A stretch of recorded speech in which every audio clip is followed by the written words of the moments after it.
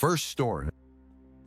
I voted for Kamala Harris, got kicked out by my Republican family, and then life did a full 180. Buckle up. This is a long one, but it's been therapeutic to write, and honestly, a bit of vindication I never thought I'd get. I, 24F at the time, now 28, grew up in a deeply conservative household in rural Texas. My family is hardcore MAGA. Fox News was gospel, Trump flags in the yard, and dinner table talk always ended in some rant about libs ruining America. The whole vibe was aggressively patriotic in the most performative way. If you weren't shouting about freedom and hating on immigrants, you were suspect. We weren't allowed to talk about racism because slavery was ages ago, and climate change was dismissed as liberal fear-mongering. My older brother, Josh, was the golden child. Football star, business major, any dad. He could do no wrong. He echoed my dad's every opinion and got praised for being a real man. He got a new truck on his 18th birthday. I got a lecture about being too sensitive. I was the artsy, opinionated one. Always reading, always questioning, always asking why things were the way they were. I didn't fit the mold. I was emotional, sensitive, curious. That made me a threat. I used to write stories about imagined futures, and my dad once told me I was wasting my time with make-believe crap. The older I got, the worse it got. At first, my rebellion was small, refusing to go to church, joining the debate team, applying to liberal arts schools out of state.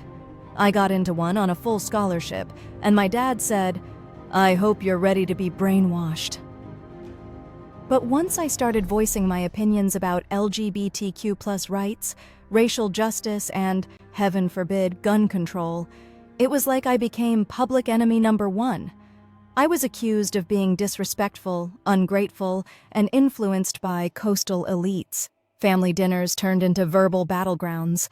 My mom would try to keep the peace, but always ended up defending my dad.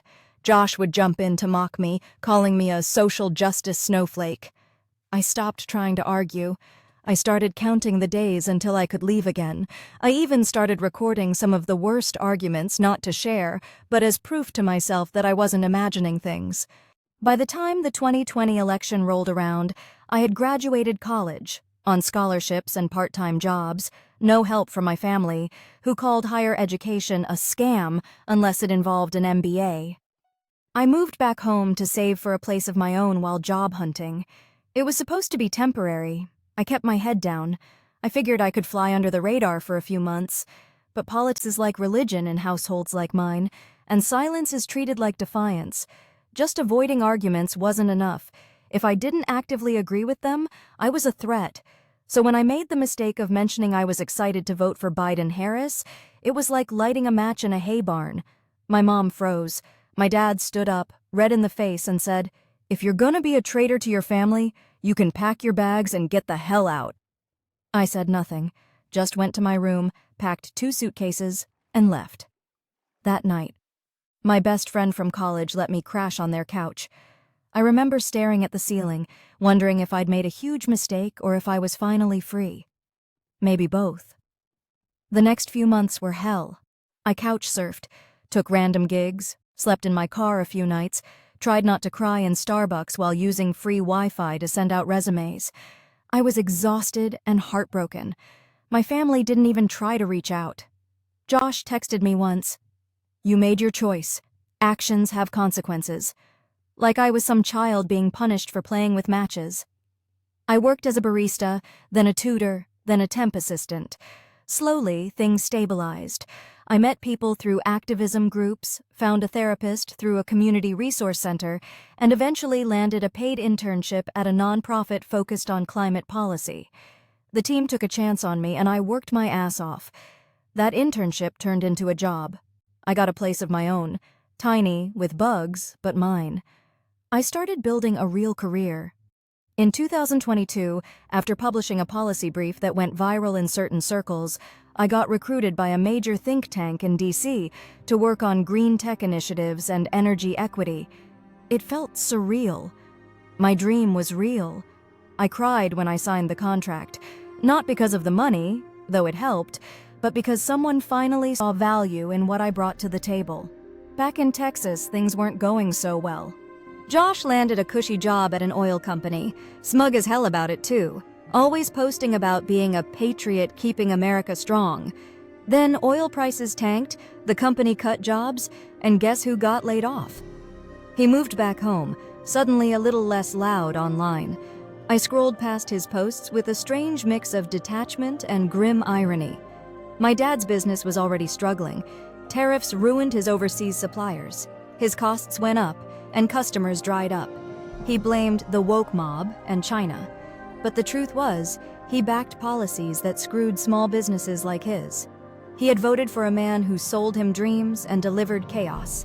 My mom, who had ignored a medical issue for years because she didn't want to feed Big Pharma, ended up needing emergency surgery. They had let their insurance lapse, trusting that Trump would fix healthcare, whatever that meant. They were left with tens of thousands in bills. They tried crowdfunding the medical expenses. The response was underwhelming, and still they refused help. They wouldn't apply for ACA coverage, wouldn't accept state aid. They were drowning, but clinging to their pride like an anchor. The irony was suffocating. They'd rather suffer than admit the system they cheered for had failed them. Then one night, the call came. It was my mom. Her voice was shaky, the fight gone. "We didn't know what we were doing," she said. "Josh is struggling. Your dad is not the same. We could use your help." I felt everything at once: sorrow, anger, vindication. I took a deep breath and replied, "You taught me that actions have consequences. I hope you find your way out." I hung up. I cried after, but I didn't call back. I didn't block them either. I wanted them to see what a healthy, full life looked like. One built without hate. Today, I'm living in a bright DC loft with my partner. Yes, I'm queer, which my family knows and still refuses to acknowledge. We have a cat, a shared calendar full of work and friends. I work in policy, I travel, I speak at conferences, and I write about the intersection of climate and equity. I've even been featured in 2 national magazines. My 18-year-old self wouldn't believe this life. Second story. I got kicked out for voting blue and watched my family fall apart. My name's Lily.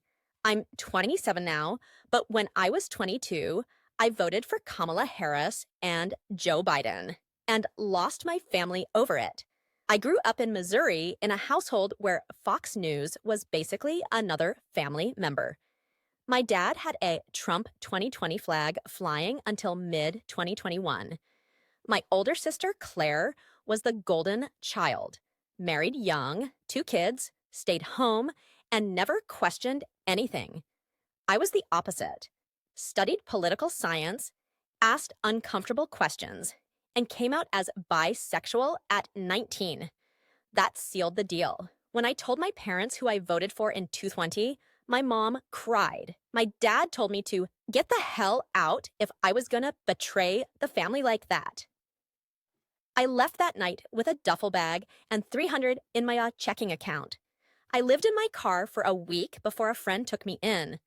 I worked 3 part-time jobs: grocery store cashier, dog walker, and tutoring online. It was brutal, but I kept going. Eventually, I got into a public policy grad program with a full ride. That changed everything. Update. Fast forward 3 years. I now work as a policy advisor on clean energy, living in a 1-bedroom in DC with my girlfriend and our rescue dog. I'm thriving. Meanwhile, back in Missouri, things crumbled. My dad's job at a factory vanished after Trump's trade war. My sister's husband lost their health insurance after they refused to sign up for the ACA out of principle. Their youngest was diagnosed with a rare illness. The GoFundMe barely covered half the costs. Then came the email from Claire. "You were right," she said. "I wish we'd listened. I didn't gloat. I just wrote back. I hope your kids get the future I voted for. You can survive the fallout. You can build your own life. And sometimes, just sometimes, the truth wins. Third story. I escaped my father, survived Grindr, and finally found something like peace. I'm 22 now. I was 18 when I left home, but I'd been gone long before that. My dad made sure of it. My mom died when I was 9. After that, it was just me and him in a too-quiet house in Indiana. He called himself a patriot, said he was raising a man. What he actually did was break me. At 14, he started doing things no father should. I didn't have words for it then. Just fear, shame, and a quiet voice that said it was my fault. By the time I was 17, I knew I liked boys. He must have known too, because he hated me more every year. One night I said I wanted to vote blue. He called me a F-word liberal, and didn't speak to me for a week, except when he did, and it wasn't with words. I left at 18. I waited until he passed out, packed my things, and walked out into the January cold. No money, no plan, just an old iPhone and enough hope to be dangerous. I ended up in a shelter, then on someone's couch, then on Grindr. I wanted connection. Instead, I met men who told me I was pretty when I was quiet and useful when I didn't say no. I let them use me because I didn't know how to say I was worth more. They fed me, housed me for a night, and left me emptier than before. It took almost 2 years to crawl out of that. A social worker connected me to a program for queer youth. I got therapy, a stable place to stay, a part-time job shelving books at a college library. I met a guy who didn't want anything but to talk, then to sit beside me, then to hold my hand. I cried the first time he asked for consent. Now I'm 22. I live in a shared apartment. I'm in school for social work. I have 3 plants, a playlist for bad days, and someone who reminds me I'm not broken, just healing. I haven't heard from my dad.